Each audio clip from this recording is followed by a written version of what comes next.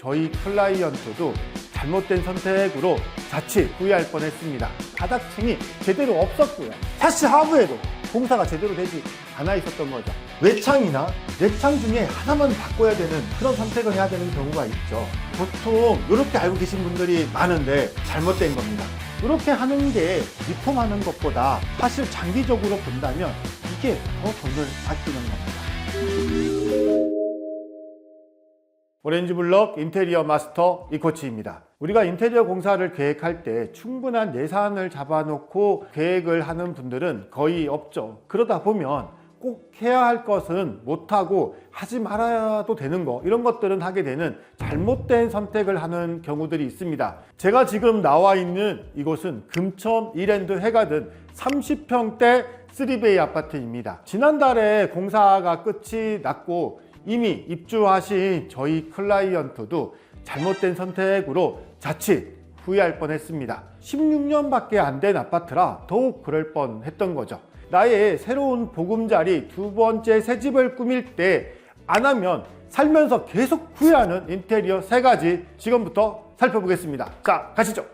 안 하면 평생 후회하는 인테리어 첫 번째, 제확장입니다. 이곳은 안방을 제외하고 이곳 거실과 양쪽 방 두 곳이 모두 확장되어 있었고 재확장을 했습니다. 기존 확장 부위에 결로 곰팡이가 잔뜩 있거나 썩어 있다면 당연히 재확장을 하겠지만, 여기처럼 이 확장 부위가 유관상 별 특이사항이 없으면 우리는 보통 망설이게 되죠. 하지만 여기는 추웠습니다.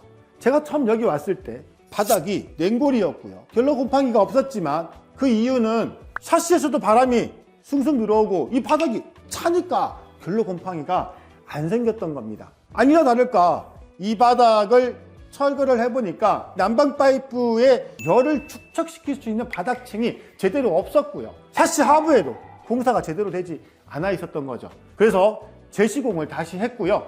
보온병 시공, 구들장 역할을 할 수 있는 바닥층을 만들었습니다. 지금 이곳은 상당히 지금 따뜻해졌고요. 예전에는 우리가 보일러를 아무리 틀어도 온도가 올라가지 않았다면 한두 시간 지금 보일러를 틀었는데도 따뜻한 공간이 됐습니다. 우리 가족들이 따뜻하게 생활할 수 있게 만드는 거, 이게 돈을 아끼는 겁니다. 여러분, 재확장 하십시오. 두 번째는 내창을 이중창으로 교체해라. 이건 업체분들도 잘못 알고 있는 경우가 많습니다. 우리가 가성비를 따지는 공사를 할 때 외창이나 내창 중에 하나만 바꿔야 되는 그런 선택을 해야 되는 경우가 있죠. 혹시 피디님, 우리가 이런 경우에 외창을 바꾸시겠어요? 내창을 바꾸시겠어요? 당연히 외창을 바꿔야 되는 거 아니에요? 추울 것 같은데요? 보통 이렇게 알고 계신 분들이 많은데 잘못된 겁니다. 이 외창을 바꾸는 게 아니라 내창을 바꿔야 됩니다. 제가 서 있는 이곳은 확장이 안 된 비단열 공간이거든요. 외기인 거죠. 우리가 주로 생활하는 공간은 이 침실 안쪽이잖아요. 그러면 당연히 이 침실 안쪽에 속해 있는 이 내창이 바뀌어야 되는 겁니다. 그것도 이중창으로요. 웬만하면 단창으로 설치하시는 것보다 이중창으로 설치하시는 것을 강력하게 말씀드립니다. 세 번째는 붙박이장 리폼 시 필름만 붙이지 말고 문짝을 교체해라. 안방에 이 붙박이장은 재사용을 했습니다. 리폼을 했는데요. 보통 우리가 붙박이장 가구 리폼을 하게 되면 이 앞면에 필름을 보통 붙이죠. 한데 이게 그렇게 예쁘지가 않아요. 이 뒷면에는 기존의 붙박이장 몸통하고 같은 색깔의 뒷면이 그냥 노출이 되기도 하고요. 그 다음에 이 경첩들이 보통 재사용되기 때문에 그렇게 시공을 하게 되면 사실 살면서 나중에 경첩도 좀 삐걱거리게 되고 이 문짝의 내구성도 그렇게 오래 가지 못합니다. 지금 여기 같은 경우는 이 문짝을 아예 교체를 했습니다. 내부 몸통은 예전 거 몸통 그대로죠. 이렇게 하는 게 리폼하는 것보다 몇만원 비싸기는 하지만 사실 장기적으로 본다면 이게 더 돈을 아끼는 겁니다.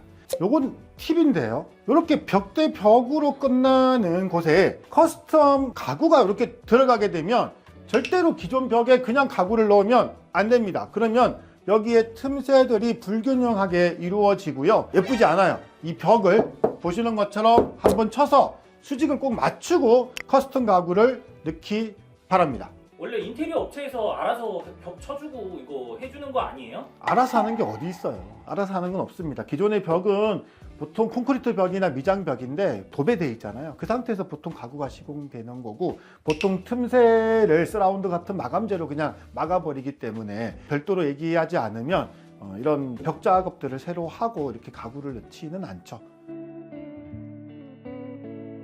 기존 주방은 여기 작은 날개벽이 있었고요.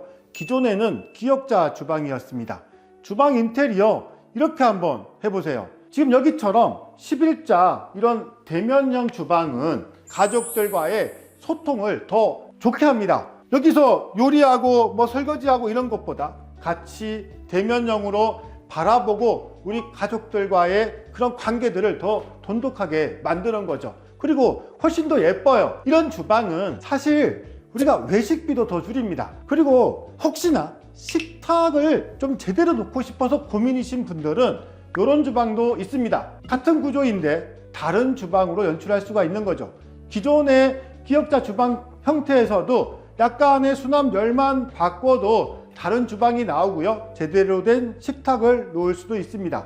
식탁의 위치나 이런 가전의 위치는 주방의 레이아웃을 바꾸는 결정적인 역할을 합니다. 그리고 요건 팁인데요. 주방 발코니에 보조 주방이라든가 냉장고 같은 것들을 놓고 생활하시는 분들 많죠. 여기처럼. 그런 경우에 이 발코니를 반으로 좀 갈라서 부분 확장을 한번 해보세요. 그러면 이 공간이 실내로 들어오게 되고, 이 보조 주방 쪽에 출입이 잦으신 분들은 여기가 훨씬 더 따뜻하고 사용하기가 편리합니다. 그러면 더 난방비도 아끼는 거예요. 평생 살아야 할 집이라면 현관에도 인테리어 디자인적인 요소들을 한번 넣어 보십시오. 현관문을 열고 들어올 때 지친 몸을 한순간에 풀어주는 그런 요소가 됩니다. 현관만큼은 가심비를 추천드립니다. 오래 살아야 할 집이라면 대충 할 수는 없죠. 보이는 모습이 아름다운 것도 중요하지만 속모습도 중요합니다. 우리가 가성비 있는 인테리어 공사를 계획하다 보면은 자칫 놓치는 것들이 생길 수 있습니다. 예산은 꼭 필요한 곳에 사용되어져야 합니다. 눈에 보이는 곳에만 너무 치중하지 말고 눈에 보이지 않는 곳도 놓친 곳은 없는지 한 번 더 살펴보시기를 추천드립니다. 오비의 이코치였습니다.